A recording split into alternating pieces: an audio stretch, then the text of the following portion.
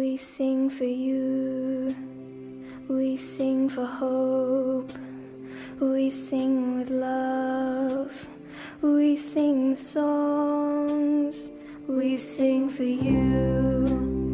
We are the hope, we are the children, we sing this song with love, we sing for you. We are the silence breaking, the new world made of truth. We sing for you, we sing for hope and wisdom, a clearer vision true. We sing for you. But the magic has been broken in a flood of angels' tears, flowing way across the oceans, a message clear for you to hear. We sing for you, we sing for hope, we sing with love, we sing the songs, we sing for you. We are the hope, we are the children, we sing this song with love, we sing for you. We walk a burning desert through war and famine too. We sing to you with the voice of reason. Love's the only truth. If the world would make us welcome, make us feel that we belong. No more pain for our tomorrows, and together we could sing a song, sing along. We sing for you, We sing for hope, we sing with love, we sing the songs, we sing for you. We are the hope, we are the children, we sing this song with love, we sing for you. We sing for hope, we sing with love, we sing the songs, we sing for you. We are the hope, we are the children, we sing this song with love, we sing for you. We sing for hope, we sing with love, we sing the song, we sing for you. We are the hope, we are the children, we sing this song with love, we sing for you. We sing for hope, we sing with love, we sing the songs, we sing for you. We are the hope, we are the children, we sing this song with love, we sing for you.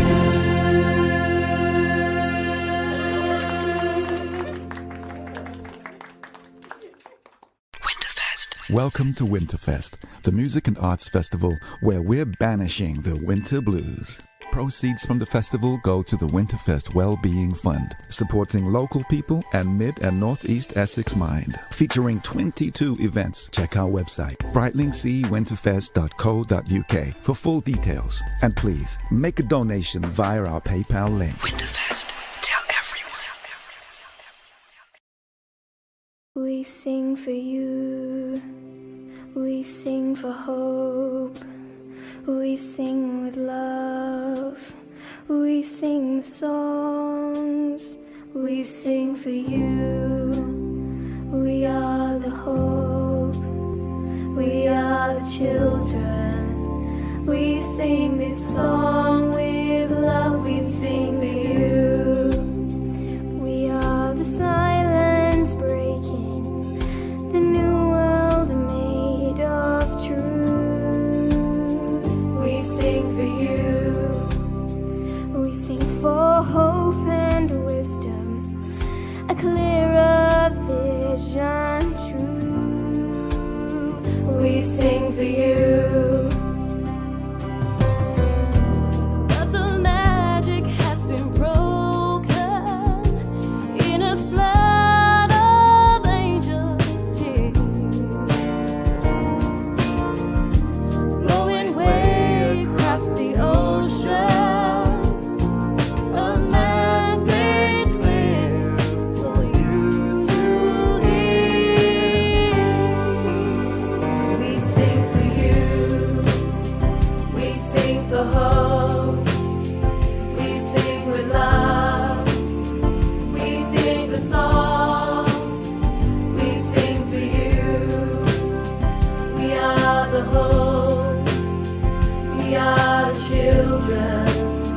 We sing this song with love. We sing for you. We walk a burning desert through war and famine too. We sing to you with the voice of reason.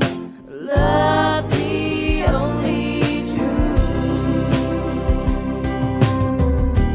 If the world would make us welcome, make us feel that we belong.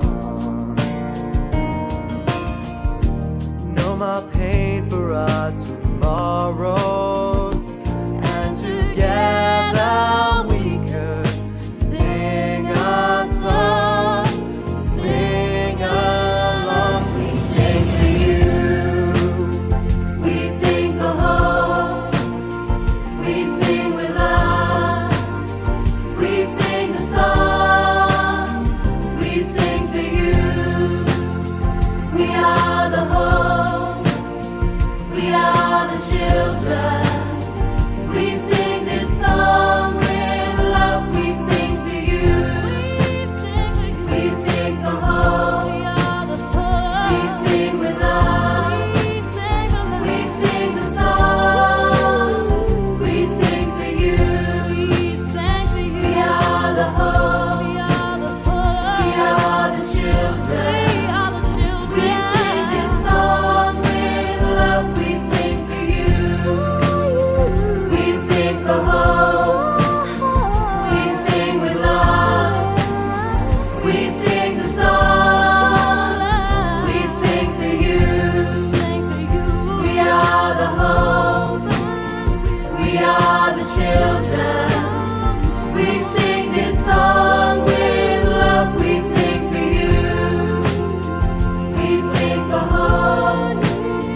We sing with love. We sing the song. We sing for you. We are the hope. We are the children. We sing this song with love. We sing for you.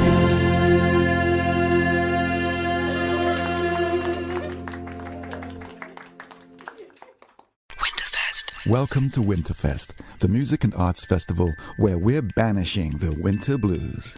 Proceeds from the festival go to the WinterFest Wellbeing Fund, supporting local people and Mid and Northeast Essex Mind. Featuring 22 events, check our website, Brightlingsea WinterFest.co.uk for full details. And please, make a donation via our PayPal link. WinterFest.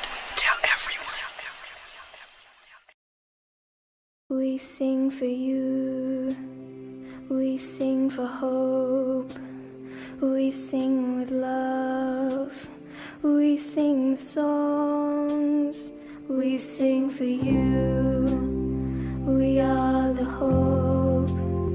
We are the children. We sing this song with love. We sing for you.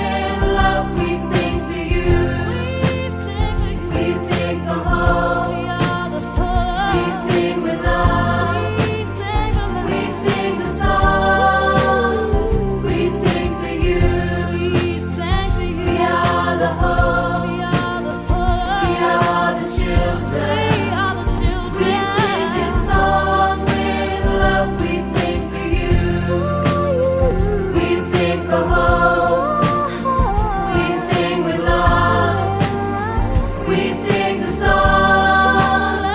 We sing for you. We are the hope. We are the children. We sing this song with love. We sing for you. We sing for hope. We sing with love. We sing the song. We sing for you. We are the hope. We are the children. We sing this song with love. We sing for you.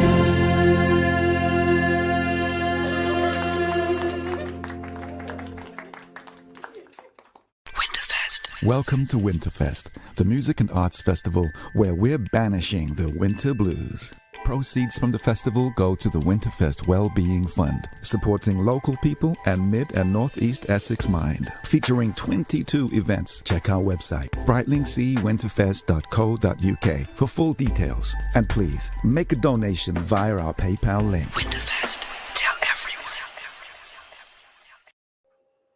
everyone. We sing for you. Hello, and welcome to the Brightlingsea WinterFest Wivenhoe Funny Farm Comedy Night. If you're there and watching, please press your emojis, do lots of comments, show us some love, and please let me feel that I'm not just talking to my computer. Welcome to the WinterFest Comedy Night, the most fun you can have on a Saturday in lockdown without the pub, without reliving that pub experience by drinking flat lager and phoning up your local bigot.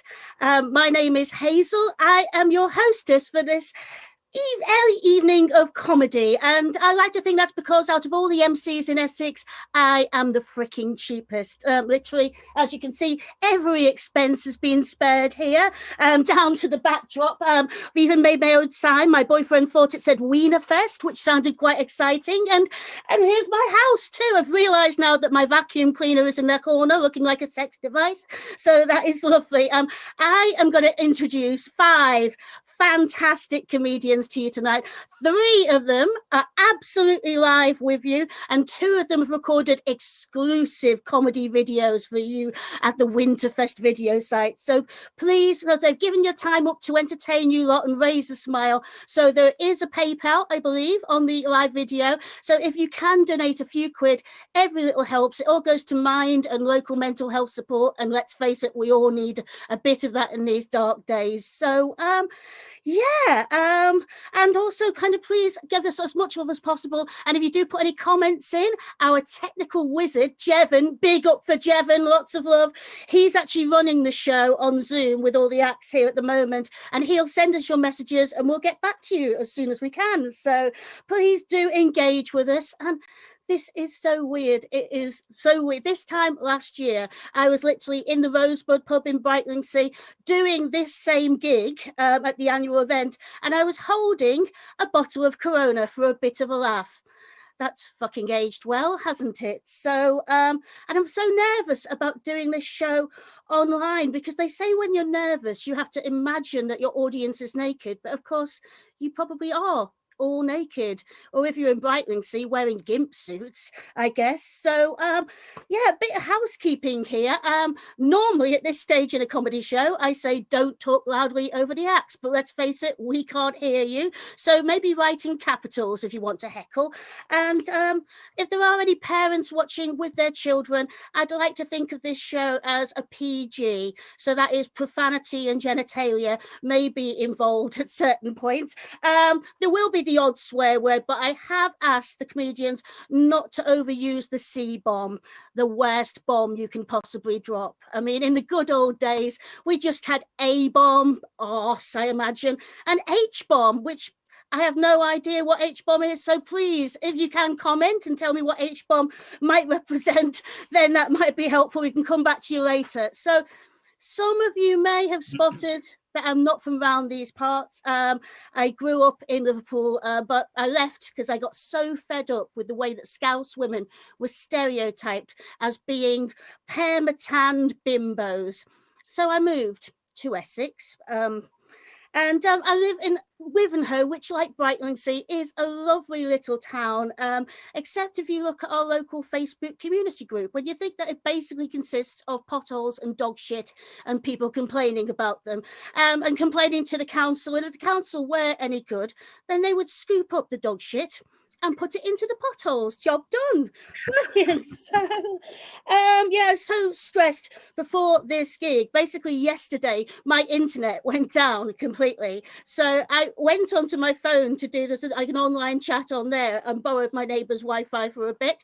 And they said the online chat isn't working. Please call our helpline. So I called the helpline up, and they said there was no one available to talk to you. So please go on the online chat.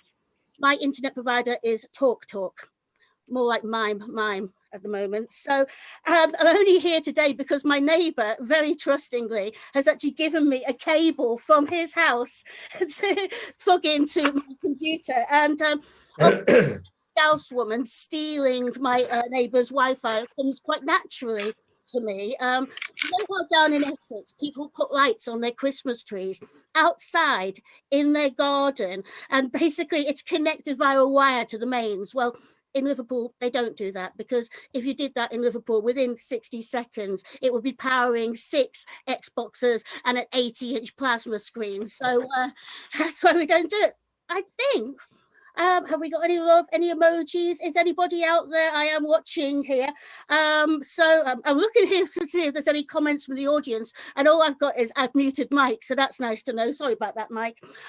So we've got our first act coming up in a second, and the last time I saw this act was in a gig I was running in a pub car park in September, or as we like to think of it, the good old days.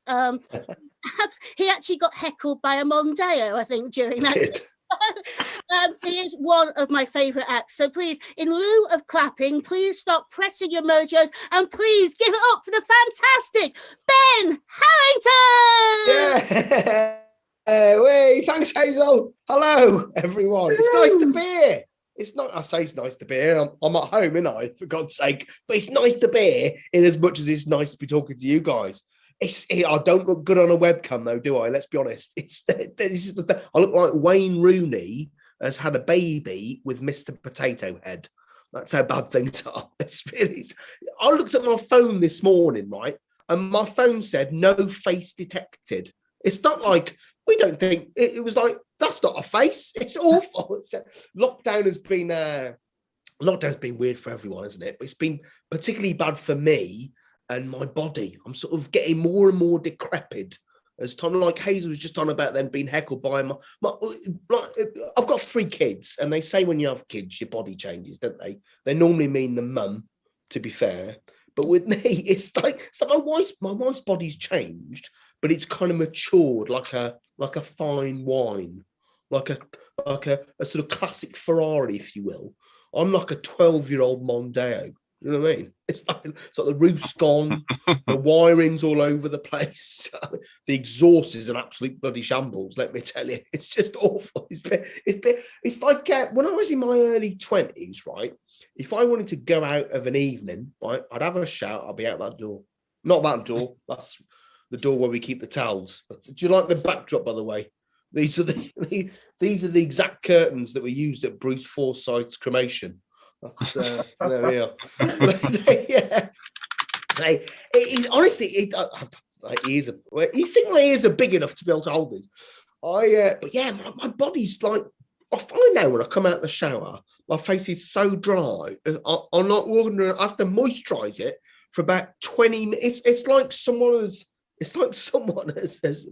Botoxed a tortoise. That's what it feels. It's like someone has sandblasted Amanda Holden. That's how bad it is. I've got ages trying to rub cream into to try and might as well dip my head in a bucket of E45. That's how bad it is. It's just awful. It's constantly. It's like last Christmas, I got one chapped eyelid. How do you get one chapped eyelid?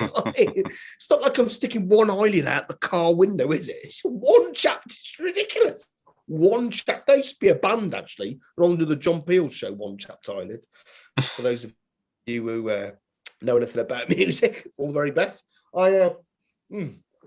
And then this takes ages to get moist. My body takes ages to dry because I'm really hairy. Can't really see what. Oh, look at that hair there, bit of chest hair there, just something for the mums. I come out of the shower. I can use 2 or 3 towels just trying to get myself dry. I'm not dancing. 2 or 3 towels. Sometimes I work up such a sweat drying myself. I have to go back in the bloody shower for Christ's sake. I've been there for 2 hours just going back and forth. It's absolutely horrendous.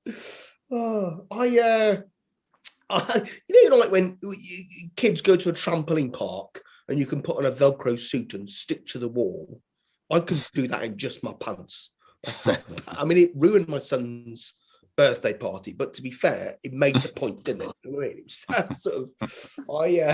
it's so weird not having any laughter. I mean, I am used to that in a live environment, but a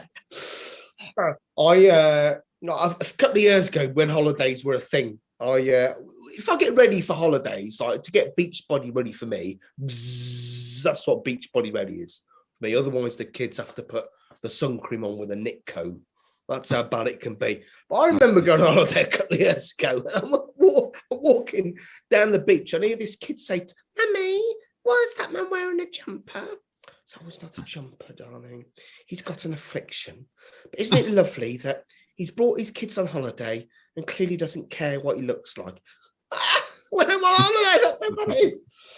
The other thing that's really worried me is that I'm beginning. I actually see. I'm going to turn my laptop a little. Look at that. I'm just beginning to put on a bit.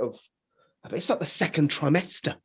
It's awful. Be putting on weight. I'm getting to a point now where I'm worried I'm not going to be able to see my own genitals when I look down. I mean, that's how it's already the case that when I look down in the bath, it looks like one of the 3 little pigs coming over a humpback bridge. That's how bad it's got. It's just absolutely ridiculous. It's awful. Wow. My feet have been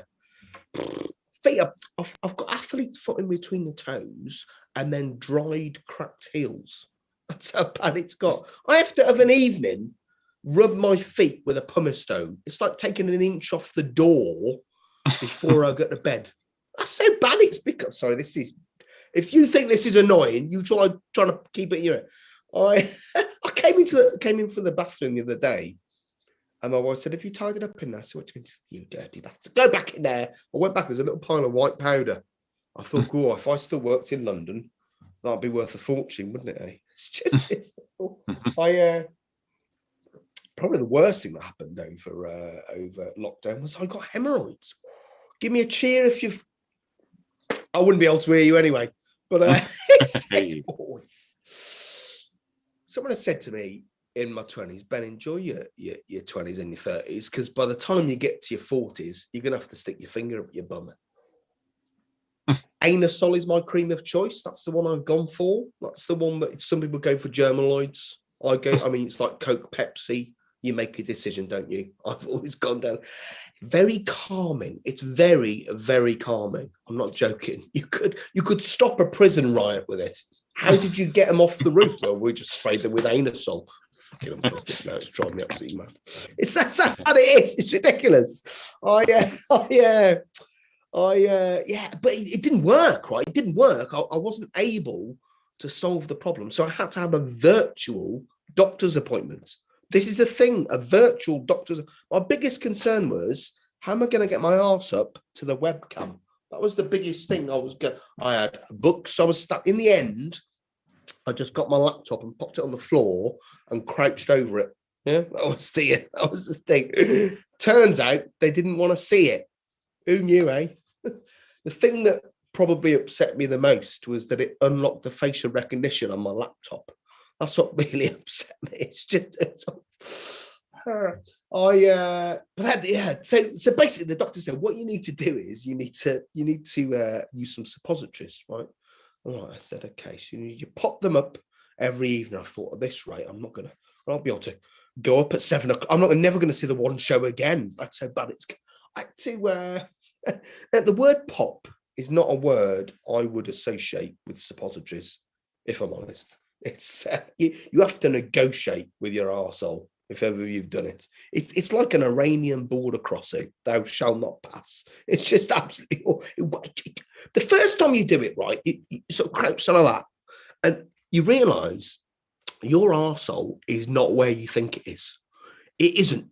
It's sort of halfway up. Yeah, I swear it was. You're halfway up your leg. You're down. I found a set of keys when I was there, but you're halfway up your back. It's just horrendous. Not where you. And then the other thing you realise when you first do it is taking out the foil. That was an interesting night. But it won't go up. You have to negotiate with that part of you, and then you keep doing it, and then all of a sudden, whoop, it disappears. It like goes from being Checkpoint Charlie to the Paul Daniels Magic Show. That's what it's like. I'm not joking. My wife said she'd always known I'd done it because she could hear me shout out, "Now that's magic," from the bathroom. Now, for the younger ones amongst you, Google it and laugh retrospectively, because that's.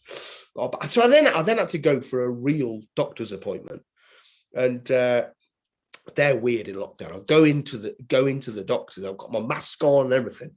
I go in there and I'm lying on the couch whilst the doctor examines me. And after a minute or two, she said, "I'm just going to go and seek a second opinion. It is another doctor." I thought, well, flipping know that, though. You're not going to go and ask Darren cutting the grass outside, are you? "Come here, Darren. What do you think of that?" "Well, he's not Beachbody ready for a start. Let me get my strimmer." Anyway, so she went out. I dozed off. I've got 3 kids. Any opportunity to sleep, I'm going to take it. I dozed off. It was absolutely awful. I was awoken by a knock at the door. I thought, like, you know that bit when you wake up and there's that bit between consciousness and sleep and you're not quite sure. I was lying there with my bum out with a mask on. I thought, God, it's like being back at Sunday school. It wasn't that at all. I thought, who was that at the door? I thought, if it's the doctor, why is she knocking on her own door? Do you know what I mean? That's a bit weird. I thought, if it isn't her and it's the receptionist bringing in some sandwiches, this could be quite luckily it was her. They came in, they had a look, an examination. And after about 5 minutes, the other doctor said, "Well, we're done now. I'm going to go now, Ben, but it's been an absolute pleasure to meet you." I thought, bloody hell, mate, how bad is your life? I mean, I know lockdown's been bad, but this is it. Look, I think I've done 10 minutes. I think given we're online and let's be honest, I don't know if you're finding it funny or not. I think it was great. I've had a great time. But you've been lovely. I think we'll leave it there. Thank you so much. Keep supporting live comedy. I'll see you very soon. Good night. Cheers. Thank you so much. Thank you so much, Ben Harrington. Fantastic stuff. And yes, do keep on supporting us and watching us. And do donate to the PayPal as well. We've had some comments in regarding the H-bomb. One suggestion from Daryl in Wivenhoe, the Hazel bomb. I've also thought, given Ben's set, that it could be the hemorrhoids bomb. We've also had another comment, which was simply boring. And that was from Jack Dunt, which I can only presume is rhyming slang of some sort. But I have been working from home for the past year, and I am now starting to appreciate just how hard it must be for people who work from home all the time. I mean, there's so much to do. You get up first thing in the morning, you have to decide what to wear over your pajamas, blouse or cardi. It's such a conundrum, isn't it? And it's so easy to get distracted. Yesterday, I was like, well, do I complete this essential report, or do I spend 5 hours on Twitter arguing over what gender Mr. Potato Head is? Because people have collectively lost their shit because Hasbro have taken the Mr. away from Potato Head. So the anti-woke brigade, or C-bombs as I like to call them, are doing their collective nut. It's all got a bit in the heat of the night. They call him Mr. Potato Head. But I actually think it's quite nice that Hasbro have recognised that potato heads are the first truly gender fluid toy, in that they can be Mr. or Mrs. They can be just a potato. Pronouns they, their, chip or dauphinois. And too many vegetables have gender specific names. We need to stamp this out. We've got chickpeas, broad beans, broccoli. But I do think just calling them the potato heads, it is a little bit, it sounds like one of those really shit horror films, perhaps starring the Mitchell brothers. So we are ready for our next fabulous act. I'm racing through here. So she is another local lady. She's from Wivenhoe. So I'd like to start the clapping, the emojis. Give it up for the fabulous Jo Fletcher Cross. Hello, Brightlingsea. Wow. Yeah, Hazel is correct. I'm also quite local. I know I don't sound it. I actually live round the corner from Hazel. In fact, I live so close to Hazel that I probably could have shouted my set out the window and we could have saved on an internet connection. That would have been quite good. That appeals to my traditionally mean Scottish sensibilities. I like that. But, you know, here I am. I've treated myself to my own Wi-Fi connection, so I'm here for you. It's so weird, this, isn't it weird? I don't know about you, but when I was a kid, 2021 sounded so cool, didn't it? It sounded really futuristic. 2021, there'll be robots, there'll be flying cars. I had no idea that my part in this magical future would involve a video link from Wivenhoe to Brightlingsea. Yeah, so here we go. Wow, we are truly living in amazing times. That's it. Imagine explaining this to your younger self, right? You'd be like, yes, in this magical future, you'll be telling jokes to people who live less than 5 miles away from you. But you can't let them breathe on you or game on.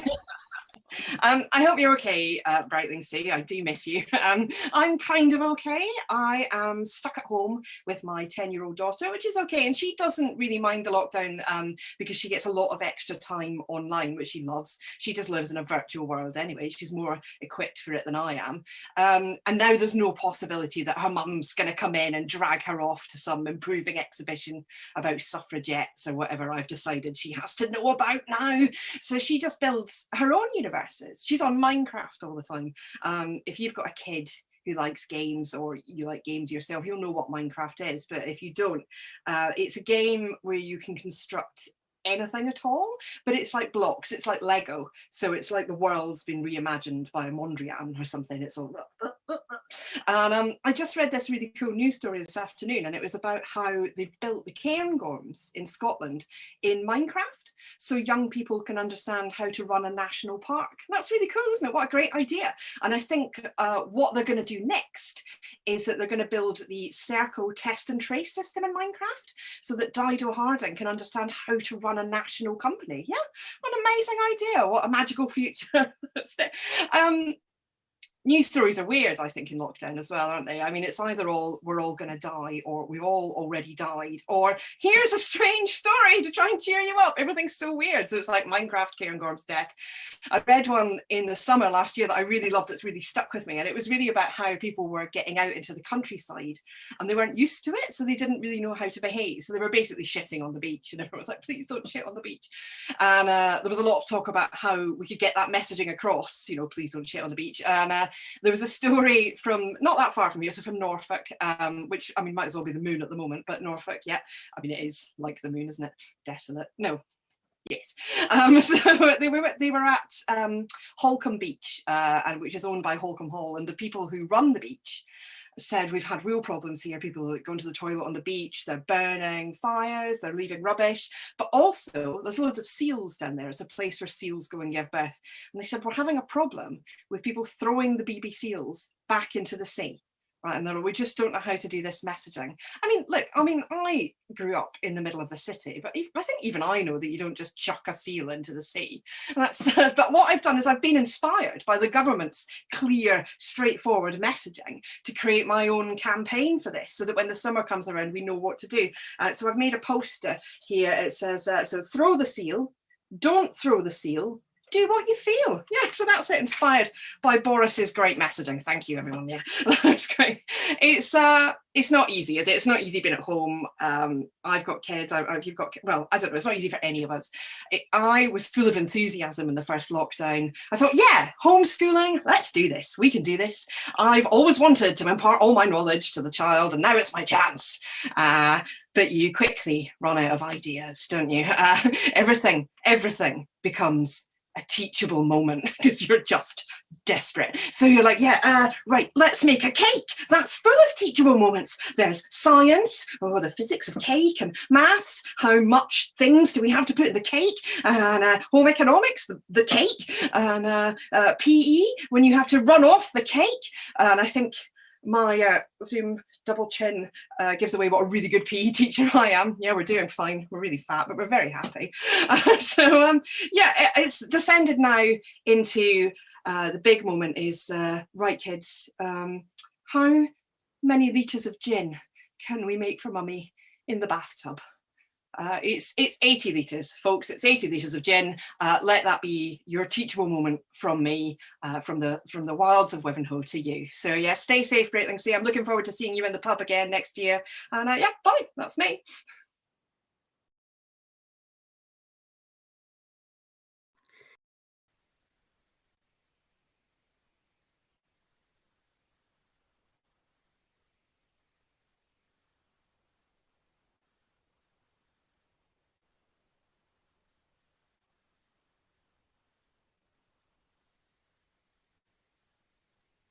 Still on music.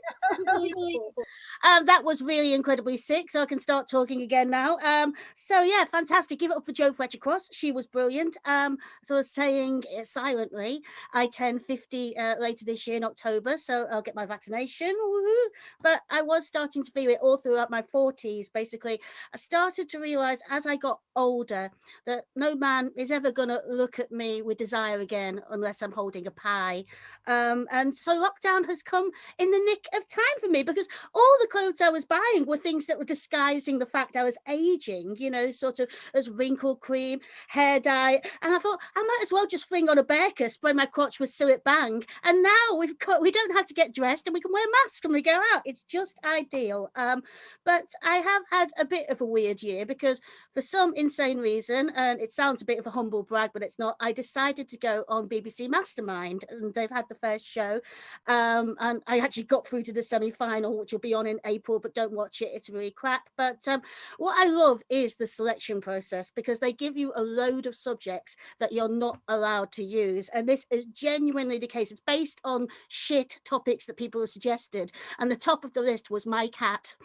So you're not allowed to actually do my cat as a subject. And when we were in the studio, because my surname is Humphreys with an E, and John Humphreys' surname obviously is very similar, he brought it up obviously to kind of quash those claims of nepotism. But he actually said that his original spelling was Humphreys with an E, and he dropped the E, so to speak, in order to make it more classy. And I said, well, maybe I should drop an E too, John.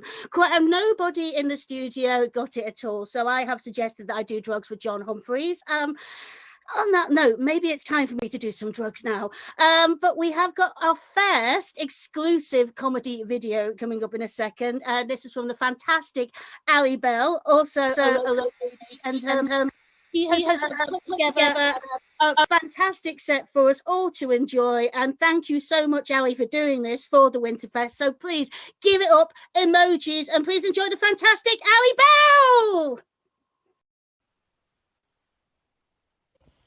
Hi, I'm Ali, or Alison, if I'm really pissed off with you.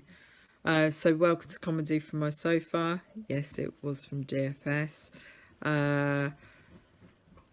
It's actually really hard doing it on the sofa, which is exactly what my husband said to me this morning. So like many of you, I've been at home now for around a year, haven't really gone out much, but I find myself feeling very fortunate because I'm not stuck with children. There's couple of reasons I don't have children. One is I can't stand them. The second is I have a barren womb. That's never been medically diagnosed. I just base that fact on the basis I've been married 3 times and I've had plenty of cock. So the odds are really I should have had one by now if it was going to happen, but obviously that's not happened. But I feel very fortunate. I just really think that they're quite pointless. I was reading a news article probably about 6 months ago in the non-lockdown, after the lockdown, before this lockdown, and it was about a 12-year-old who had run a half marathon and finished a half marathon. So I'm reading it going, yeah, go on girl, good on you, rather you than me. And then it became apparent that she ran it by mistake. Now I don't even run up my stairs by mistake.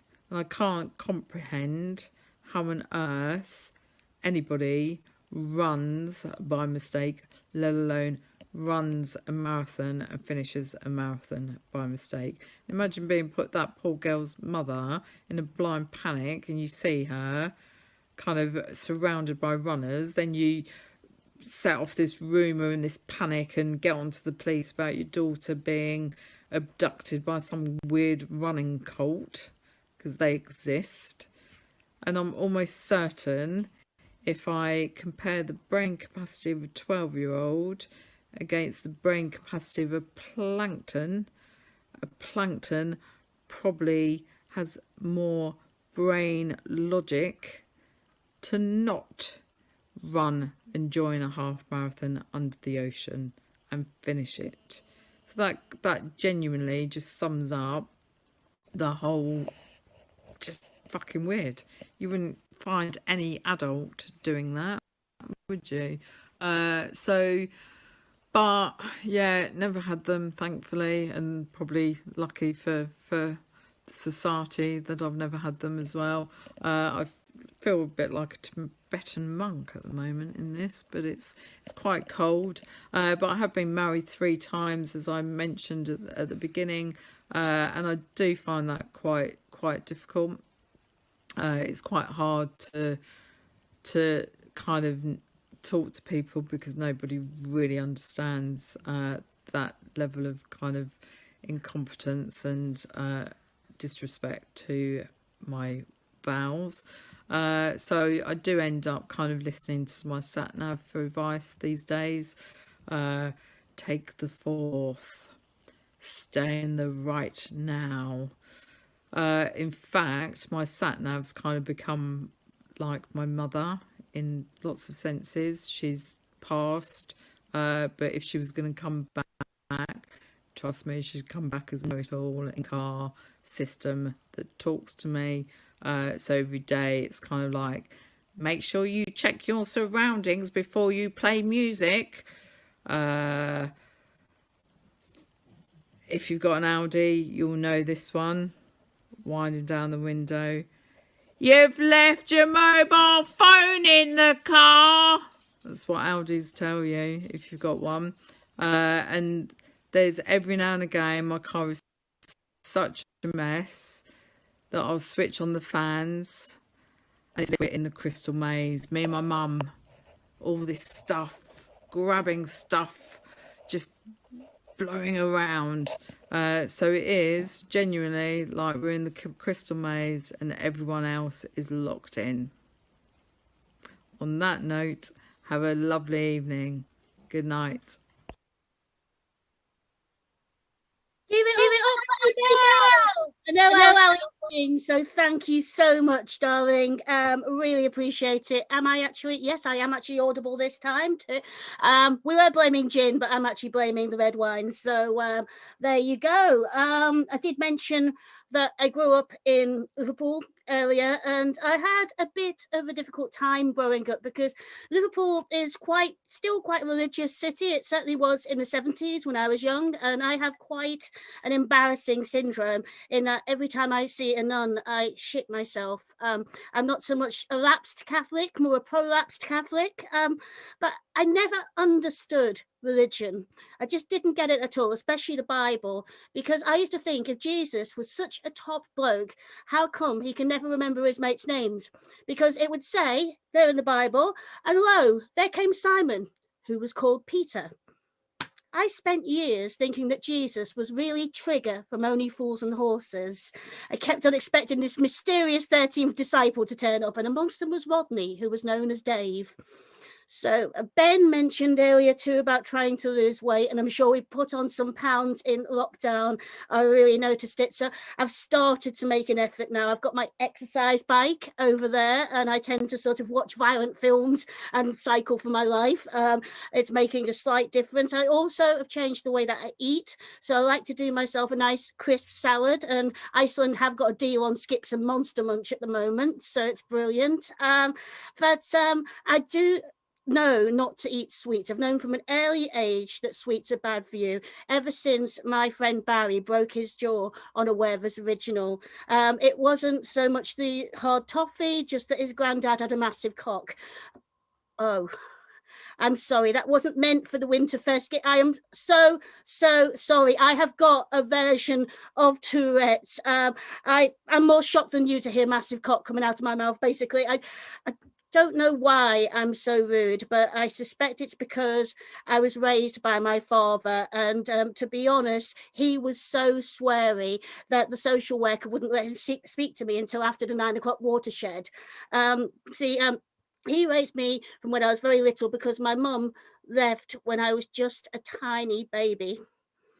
It's okay, I was too young to realise what was happening, but I do recall thinking, fuck me, this is the longest game of peekaboo that bitch has played with me.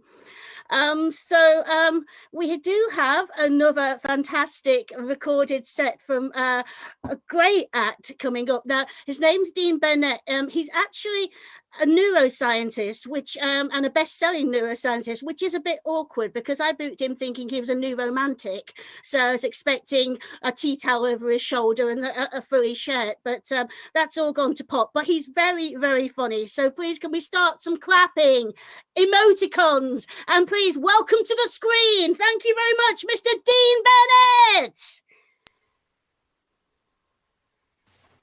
Hello, thank you for that introduction. I'm Dean Burnett, Dr. Dean Burnett, if you want to be official, the neuroscience author. Some of you know me. This event is all about mental health, charities and initiatives, and I thought it'd be good as a result of that to let you know all about some of the more particularly interesting and intriguing research and discoveries from the world of modern neuroscience as they're coming down the pipeline. And yeah, I mean, I know this is meant to be a comedy gig, but I figured it'd be better to play to my strengths, you know. I did used to do comedy, so I have done it. I spent a long time doing it, in fact. I performed a lot of different places, but only ever once. So that sort of tells you how it went. I think my main problem with the comedy was I liked writing material. I'm a writer now, obviously, so that bears out. But I was never that good at actually delivering it, as you'll soon see. I was particularly weak with audience interaction. I always have been. It's a more general thing.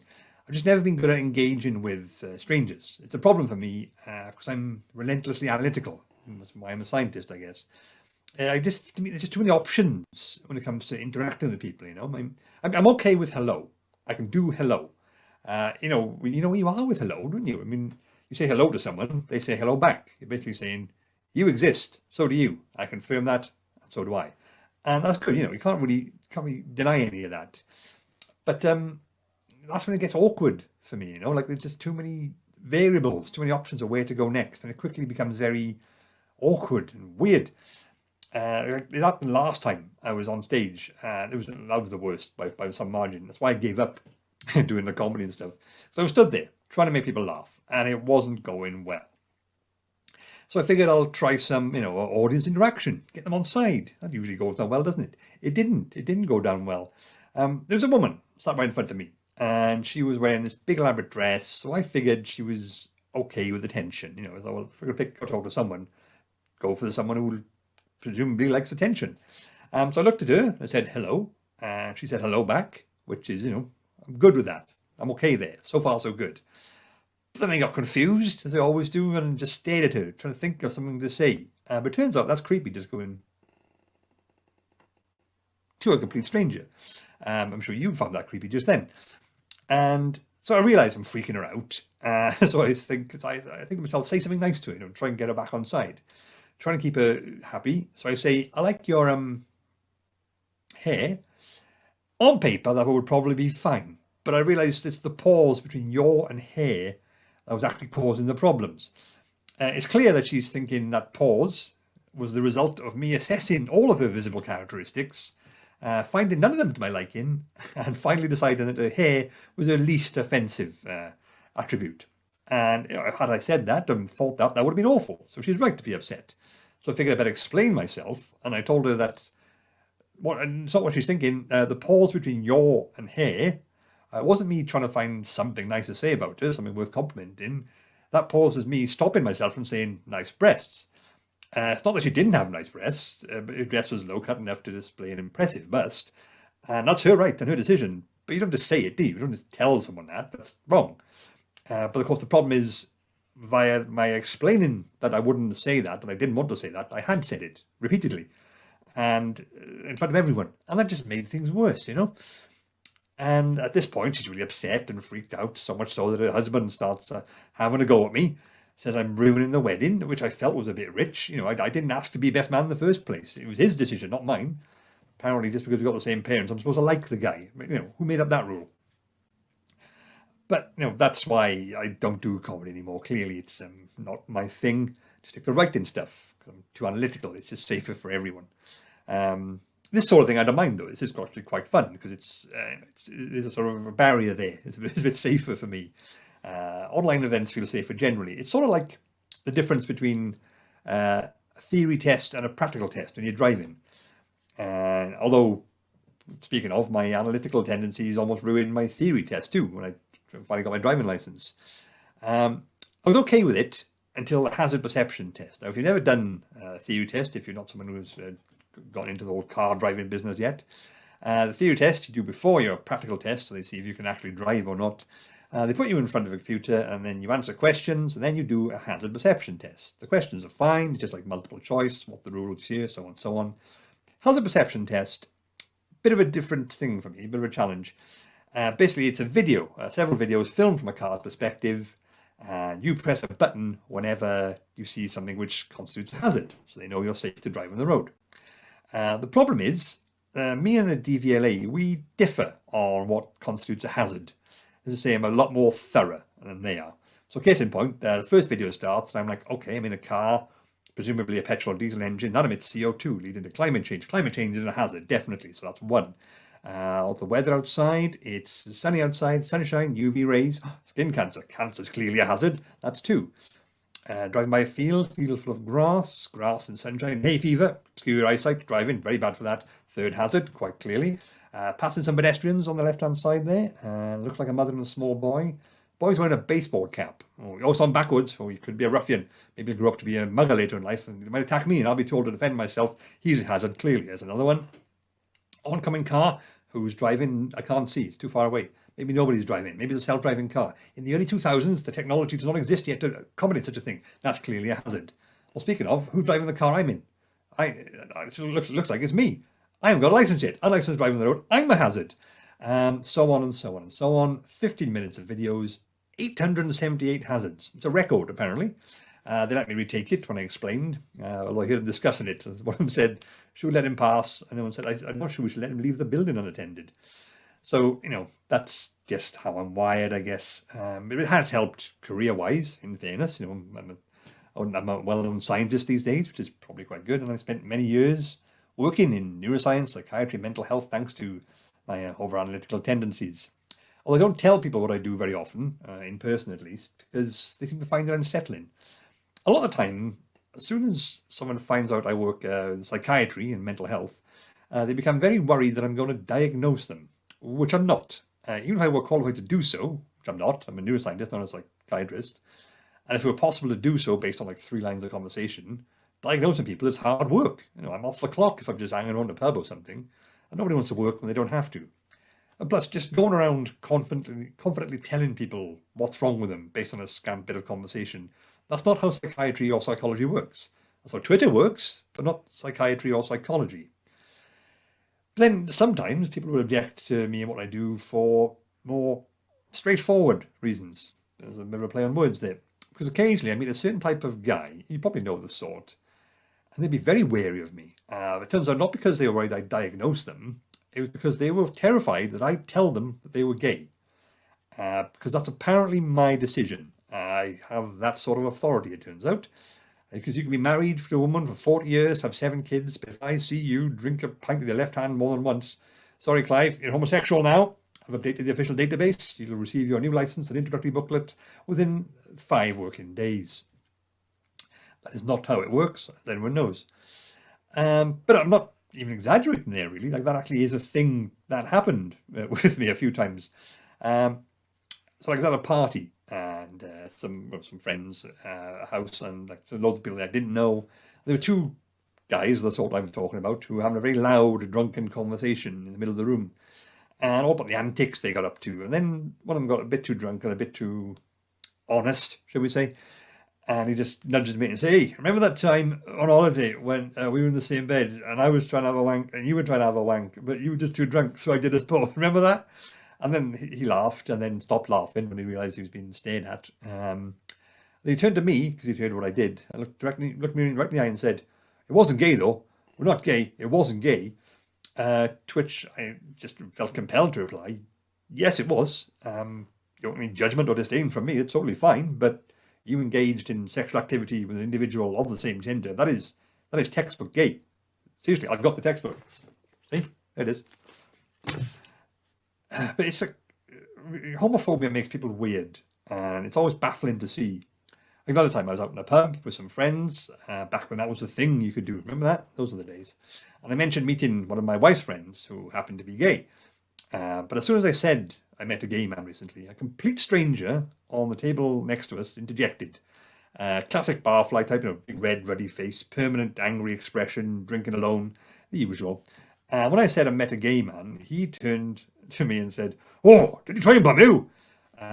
Which took me by surprise. Not a question I get asked often, which is probably why I replied with, not that I noticed. Not that I noticed. Yeah, I mean, I've no direct experience with non-consensual male-on-male sexual activity, but I'm fairly confident it's not a stealthy process. But when I said no, the guy didn't try to bum me. This other guy's response was, oh, you were lucky. And at this point I'm thinking, is he got mixed up between gay men and wasps? Because that's sort of more wasp behaviour that he's thinking of. But, he clearly got mixed up easily because he started ranting, saying things like, oh, you hate them gays coming over here taking our jobs.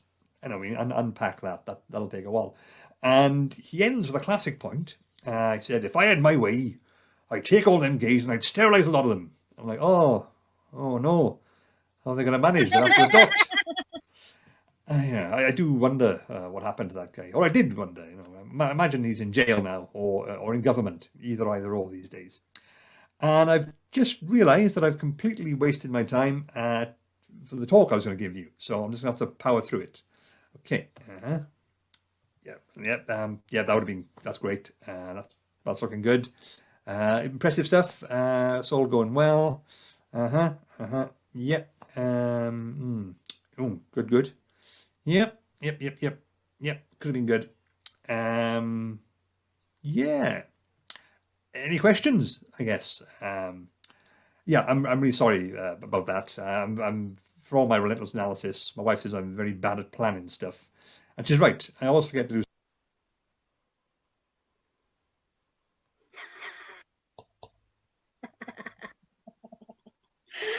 Oh, thank you, Burnett.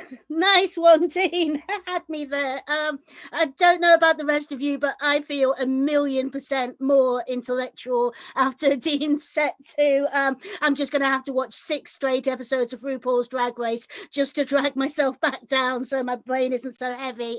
There's a song that's been released. I don't know if anyone else watches Drag Race, so it's just me. I'm addicted to it. And they've done a song, an alternative Eurovision song, and the lyrics are bing bang bong, ding dang dong, sing sang song, UK hun, and it is haunting my dreams. Basically, it's either going to win the next Eurovision Song Contest or it's going to be the next UK torture export. So either way, win-win. Just a few things. It is my 14th anniversary with my other half, Paul, who has been sort of like sloping backwards and forwards around me. So nice one, Paul. And I mean, I remember the day he moved in, mainly because men just gather such absolute tut around them, don't they? And he was like, honey, what's mine is yours. And I was like, no, what's mine is mine. What's yours is Oxfam. So if we do ever get married, I will change the vows. I will promise to love, honor, and eBay his collection of Star Wars figurines. So, but now we're living together, and it's been about 6 years now. We've been together 14, but we were commuting. And now I miss all that quality time that we used to spend apart. And I used to argue with other boyfriends, but if he upsets me, I just do myself a nice, soothing, hot cup of chamomile tea and chuck it in his face. So I have to say that the acts who've been on so far have been fantastic. They've all been giving up their time in some way for you, and some performing live as well. So please give up for the acts, and please too, if you've enjoyed this, share the link with others and also donate to the PayPal. And it is time for our fabulous headline act. He is an utter legend. I first saw this guy perform at Cambridge Folk Festival back in the early 90s, and he was headlining, apart from the fact that after him some people jumped over tables and injured themselves, which was literally very funny, but we can't afford that on Zoom at the moment. So and then so later at the Edinburgh Festival, and he actually started off the free Fringe as well, enabling performers to actually affordably go and perform and entertain people, and he's absolutely brilliant, one of my heroes. So please, can we start the love, the emoticons, and give it up for the legend that is Peter Buckley Hill.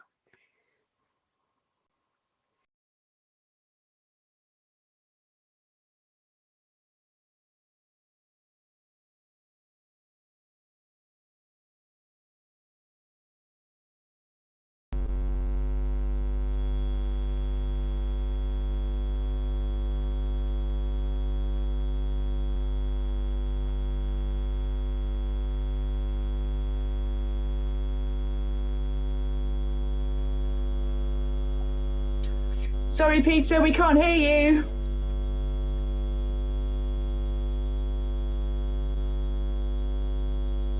Excuse us 1 second, we've got a plug in your speaker cable. It sounds like you've got a cable loose.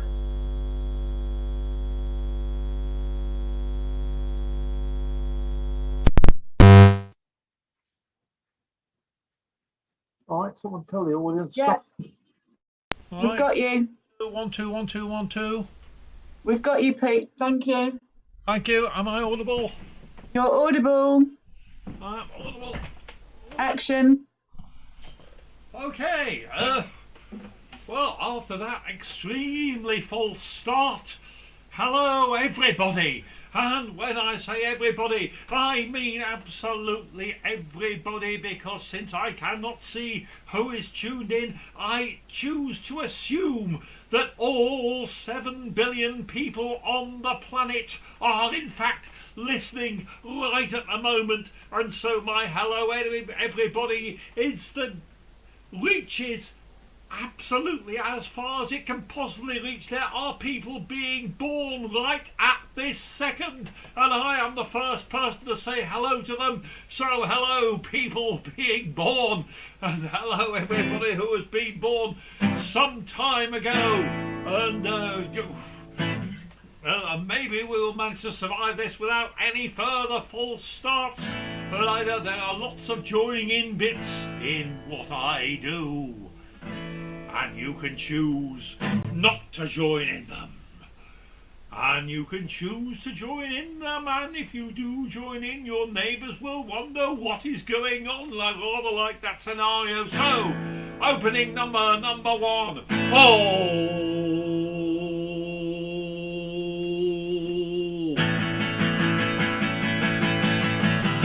I dumped my girlfriend Lorraine, 'cause she was always borrowing my glasses. Why couldn't she get a pair of her own? I bumped into fewer things, now I'm alone. I can see clearly now Lorraine has gone. And that is my opening number. I wrote it 20 years ago. Man and boy just stood me in extremely good stead, which is just as well, because the rest of it might indeed be rubbish, but if you join in the joining in bits, it won't be. Oh, I've written this song about foreplay, and this is how long it lasts, which is kind of a thing, because I mean Hazel, whom I've known for many years, Hazel has dragged me out of retirement to do this gig, and I'm honoured to be dragged out of retirement, but once it is over I shall be going back home. Well, I am at home, but I'm back into a non-gig mode, really back home, and I shall be back to enjoying my lifestyle of pipe and slippers. Smoking crack and spanking rent, boys. It's really quite enjoyable. I hope that wasn't a violation of the watershed. I don't think we've got a watershed on this one. But seeing as we are mentioning watersheds and seeing as how I have absolutely no set list for this, what you get is what suddenly occurs into my mind. This is a song entitled It May Be Garfunkel, but Is It Art? Oh!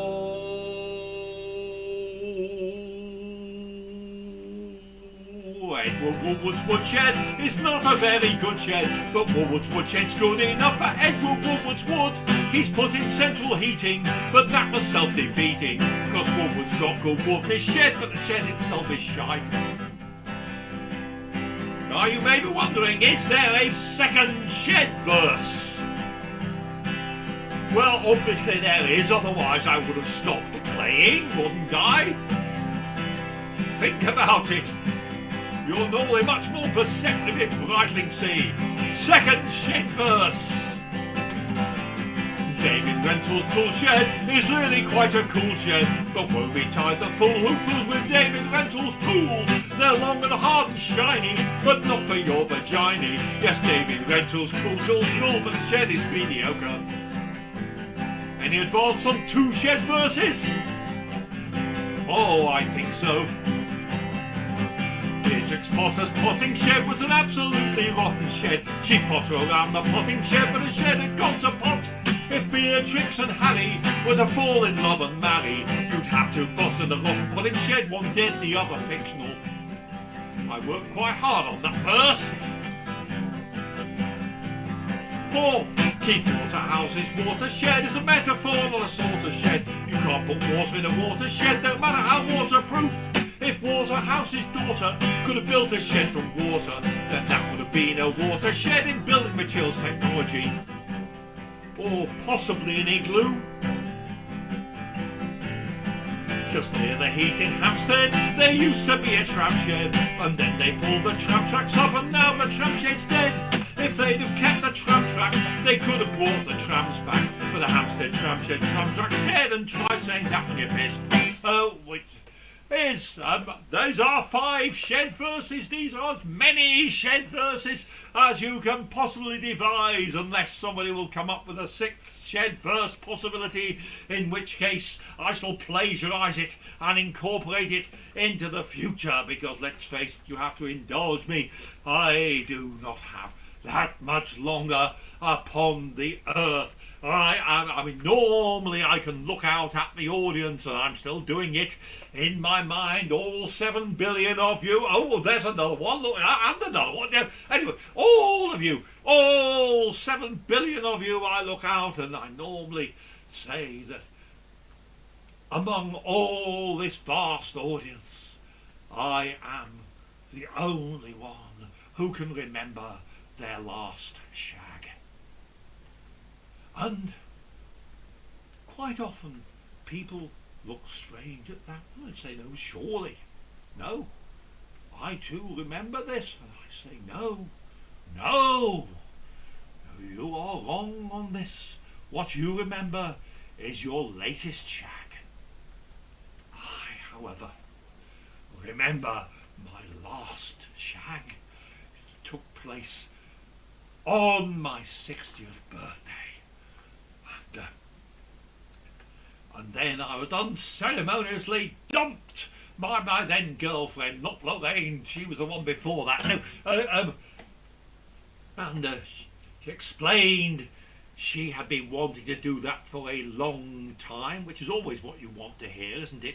But she knew that when you're 60, you get 2 wonderful compensations from the state. Firstly, you get your bus pass. Gets bus pass on camera. Well, I mean, actually, I live in London, so they don't give you a bus pass, they give you this, which is called a freedom pass. Freedom's just another word, there's nothing left to lose. so they give you your freedom pass and naturally you lose it.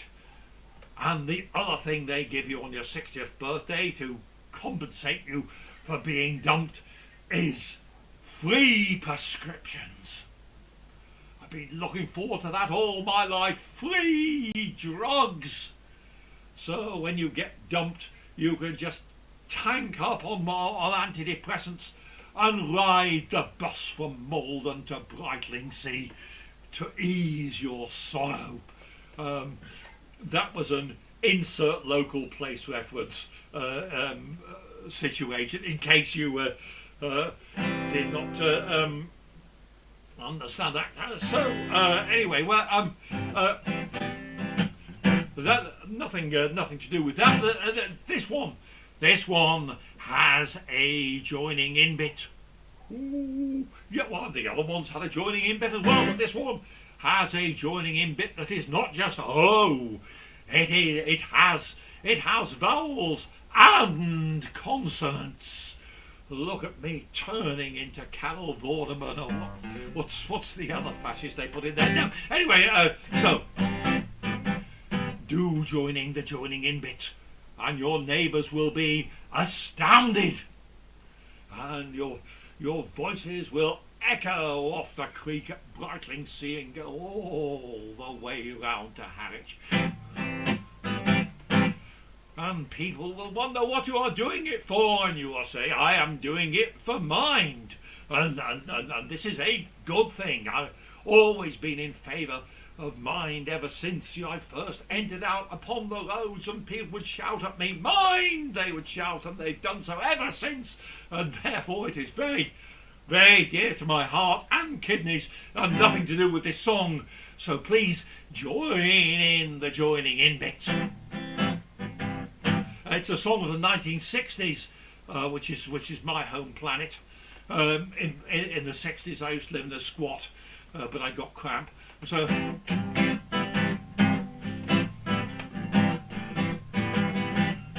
oh, when I'm on the dole and I've got nothing better to do, I save some money by tunnelling into the zoo.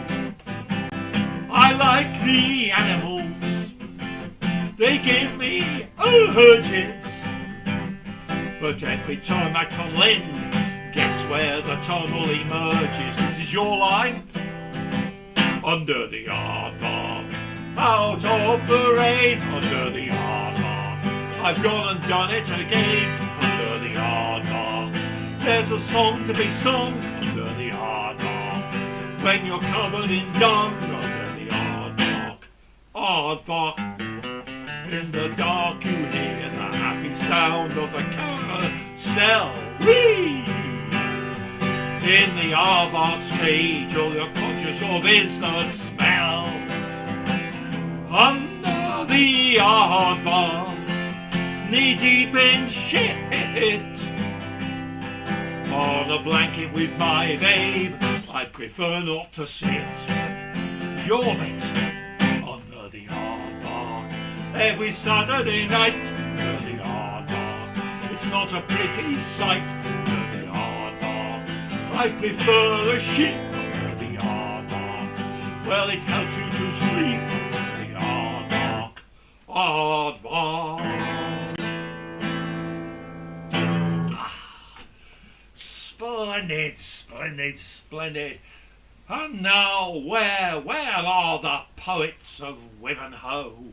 Or possibly Wivenhoe. I'm never sure. I've been there and I don't know how to pronounce it. It's and because everybody else is on mute, nobody can tell me. So, Wivenhoe, Wivenhoe, whatever you are, there are poets, I know. I have seen them, and I would therefore like to play tribute. Play tribute? No, you don't play tribute. Unless this is some game that I've never heard of. I hope it... no, I would like to pay tribute to the oldest joke in the English language, which also forms a natural haiku. My dog has no nose. How does he smell terrible, that is a haiku. But it is only a haiku if you say that is a haiku at the end. Otherwise, it isn't. Now you can do all sorts of things. With that, you can turn anything into haikus. You can turn the entirety of the Ring Cycle by Wagner into a haiku. Rheingold nicked, makes ring. Hero slays dragon, gets girl. Both die, ring thrown back. That saved you 17.5 hours of opera. However, that is not what I was intending to talk about. What I was intending to talk about was indeed the oldest joke in the English language, and I have written a song in tribute to it. Woo! They say in various places, with, let's face it, with 7 billion watching, someone must be saying, "Oh!" At the moment, Hazel, I know, is saying "ooh," because I can see her on the screen. I can't see anybody else apart from the other actor, as if they didn't matter. Hello, other actor. I'm just digging myself into a hole here. I had better sing the song had I not dedicated to the oldest joke in the English language. My dog has no nose, no eyes, no teeth, no tail, no liver, no kidneys, no spleen, no pancreas. I wonder if I've even got any dog at all. My dog has no ego, no id, no superego, no consciousness, no soul, no projection of itself into a spiritual dimension.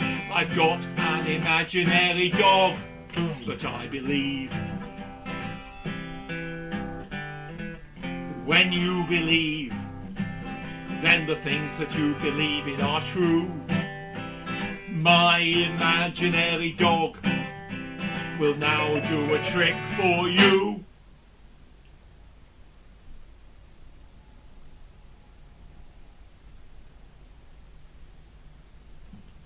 Wasn't that amazing? My dog has no nose.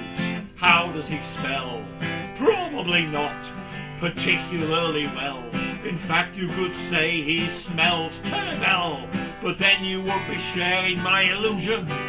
My dog has no evidence that he exists, apart from the universe that's said to be his. If you believe in dog, then you believe in this. But my dog has no one who really knows. He's got no nose, only conjectures and bits of faith. My dog has faith, but there's no nose upon his face.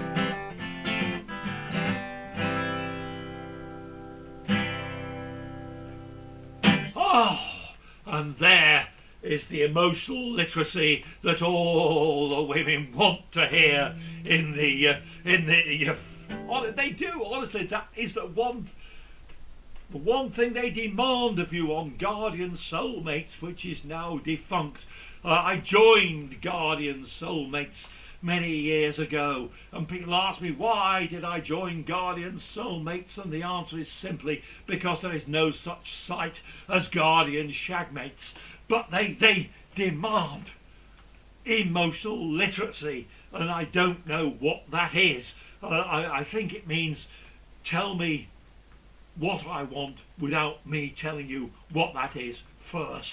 And I fail at that one all the way, completely. And now I am not worthy to roll home the dung of the dung beetle.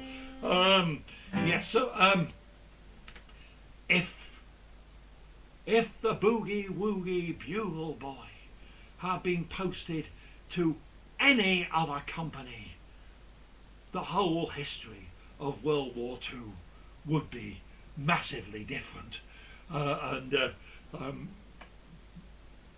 that is all I have to say on the subject of Boogie Woogie Bugle. Apart from, how did the existing Bugle Boy of Company B take it when they suddenly put in a replacement Boogie Woogie Bugle Boy over his head? Well, how did the company commander react? Your sir, I request a change of Bugle Boy, sir. Lieutenant, why are you requesting this move at this moment in time, sir? This new Boogie Woogie Bugle Boy plays 8 to the bar, sir. And what was the achievement of the previous Bugle Boy, Lieutenant? 7.3 on average. This goes absolutely nowhere apart from in the depths of the Boogie Woogie. Yes, I should be finishing on a jolly song, should I not? Yeah, because since I had to rush here from my position watching to my position playing, which is a different position, and then had to go back and plug in the microphone, which appeared not to be plugged in. I am completely lost for time. Does this matter? Probably not a lot, so we shall do one jolly song. Perhaps not a jolly song, a song dedicated for once to me and anybody else who finds themselves into this position, so please give generously to Mind, but do not give to Mind the Gap, which is a completely different charity, and because we are the real IRA and we have Mind the Gap.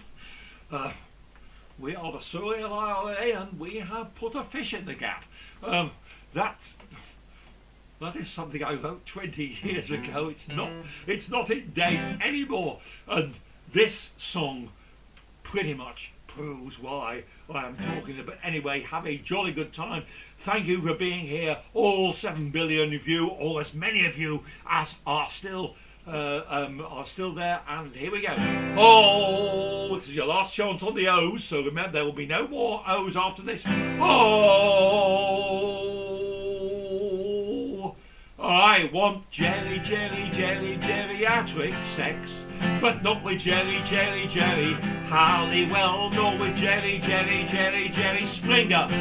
Neither he nor I is gay, and that is just as well, but I'd much rather shag him than Jerry Falwell. I want geriatric love, with hugs and kisses, lots more hugs and nuzzles. With your wrinkles next to mine, they will surely intertwine and lock us into place like jigsaw puzzles. So love will keep us together, but the Fire Brigade will prize us apart. I want geriatric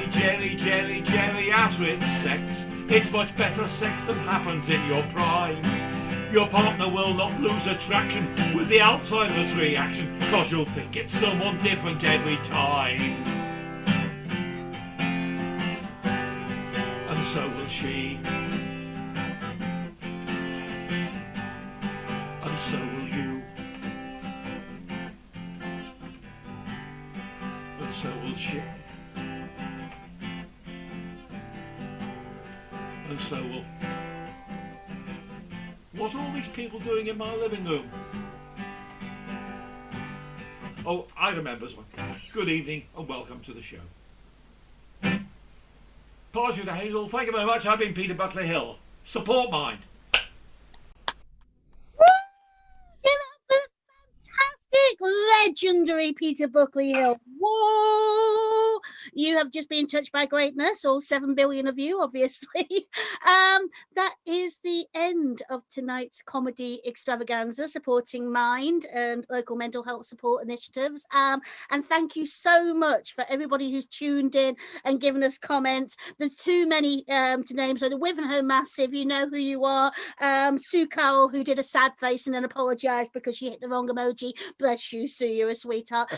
All that remains to do is to thank all the people who made tonight so very special. Firstly, Jevon, the technical wizard who has brought all this together on Zoom. Literally brilliant stuff. I call him a wizard because he looks like a wizard. He looks like he knows that Michael Moorcock is not just a polite sort of request. And also thanks to Alex and to Mike from the Winterfest team. They've done a brilliant job. They put on so many shows over the last month, and they do this every year to sort of cheer you up and to support people with mental health problems as well too. So good on them. And finally, to all our acts who gave up their time to take part and support this. So first of all, you saw Ben Harrington. Keep it up, emojis, get them going. Then you saw Joe Fletcher Cross. Again, keep it going, keep it going. Then Ali Bell, Dean Burnett, and finally, not lastly but not leastly, the fabulous Peter Buckley Hill. Thank you so much. I can't wait until we can do, proper gigs again where we can actually touch each other and lick each other's faces. It will be wonderful. But in the meantime, if you can share this link, share all the other shows that the Winterfest have put on, and also obviously if you can donate to the PayPal account as well, that will all be split between Mind and local mental health support. So thank you very much. That is the end of tonight. So good night and thank you very much. Bye-bye. Well done, Hazel. Thanks, Hazel. Well done. Brilliant. Thank you. Yeah. Thank you and thank you to everybody. I'm wondering if this is still going live or not. So a little pause, but thank you very much. Thanks for organising, guys. Thanks, oh God, so much for the acts doing it live as well, because it is so hard. Yeah, difficult. You can feel that sort of you're doing things much faster than you should be, and it's just harder, isn't it? So I can't wait to proper gigs. And it came across really well, though. I know it must be really hard talking Welcome to a to computer, Winterfest, but it did the come music and across arts really festival well. So where thank you we're everyone for banishing making the the winter effort. blues. Proceeds from the festival go to the Winterfest Wellbeing Fund, supporting local people and Mid and Northeast Essex Mind. Featuring 22 events. Check our website, Brightlingsea WinterFest.co.uk for full details. And please, make a donation via our PayPal link. Winterfest.